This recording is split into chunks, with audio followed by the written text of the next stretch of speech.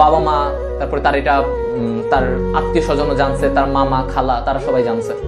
তারা জানার পরে না তাকে আবার বাসায় আসছে, কি পড়াশোনা করো না, এটা করো না, তুমি খারাপ ছেলে হয়ে যাচ্ছ, অনেক কথা।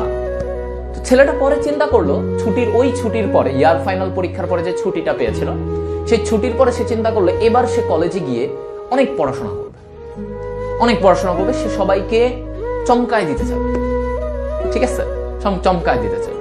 এখন চমকানোর জন্য তাকে অনেক পড়তে হবে, কারণ তার অনেক পড়া বাকি। সে ফার্স্ট ইয়ারে পড়ে নাই, সে ফার্স্ট ইয়ারে ঘুরে বেড়াইছে, সে ফার্স্ট ইয়ারে এই কাজ করে বেড়াইছে, অন্য কাজ করে বেড়াইছে, পড়াশোনা বহির্ভূত সকল কাজ সে করছে।